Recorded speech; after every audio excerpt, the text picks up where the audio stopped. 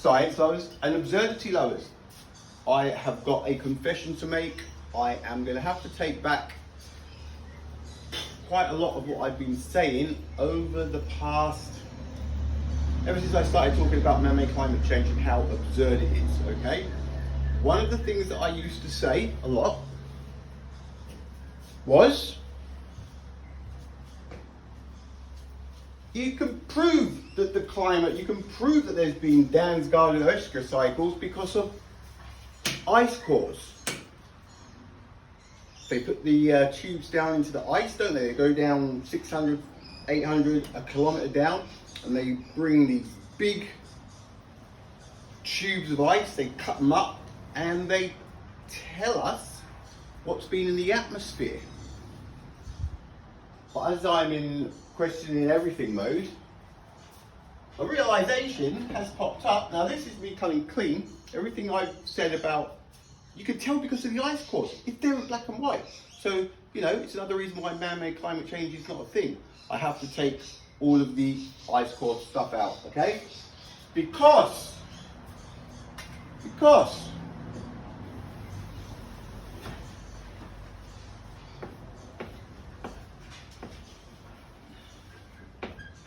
alright, if nothing else, my drawing has improved doing this, okay? Right, what we've got here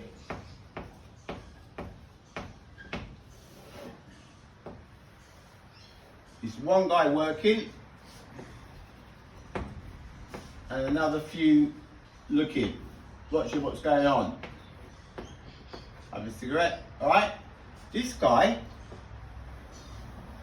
is drilling down into an ice core.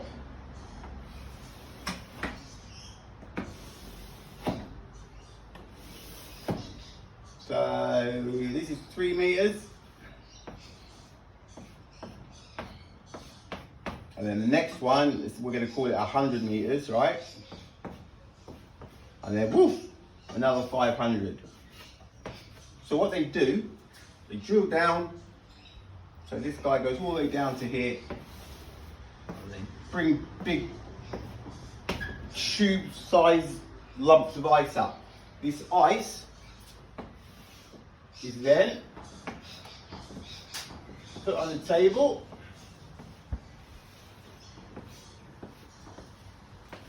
Right? That is shocking. So shocking, in fact, that I'm nearly ready to start this again.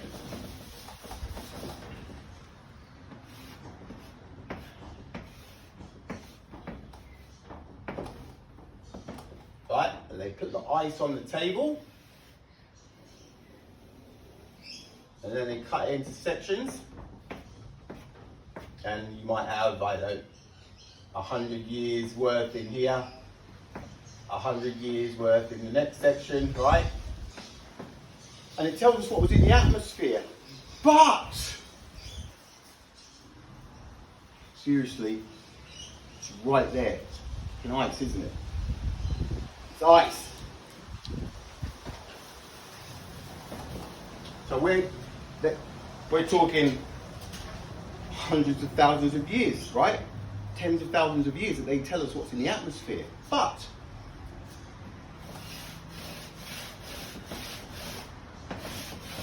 when it snows and it settles 1 year and another year and another year and another year, what happens if for the next 10 years it's really hot and it melts? And we lose 2,000 years worth, okay? Then what? Right? So we lose a section that size, right? And then it starts to snow again for another 100 years. So the yellow is a section that we've lost, right? So for the next, I don't know, 2,000 years, she fills up again.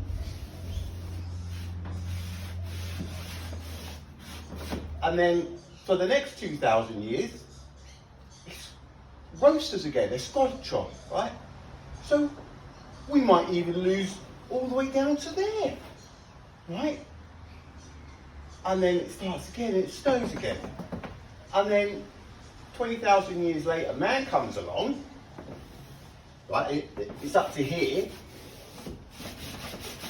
right? He digs down, brings up a massive clump of ice, but in that clump, how is anybody ever going to know if the ice melted for 100 years? Because it's not there.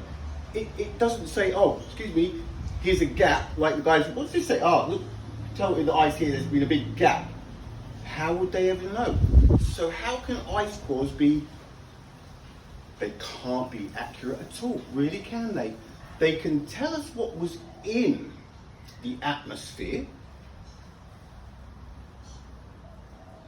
in the piece of ice, but unfortunately, that piece of ice that you're looking at, you're not going to know how old it is. And that is a fact. So anytime you ever, I'm calling it, anytime you ever hear anybody say, or you see a program on TV, and they go, look, and here in the ice cores, it tells us that 20,000 years ago, you can now go, whoa, horseradish. Because, how do you know that there wasn't a 20,000 year melt? And it's dropped. So even though we find traces of volcanic eruptions, there's no way of knowing when that volcanic eruption is because we don't know how old that piece of ice is that they're looking at. So I just thought I'd come clean on that, but man-made climate change is still an absurdity.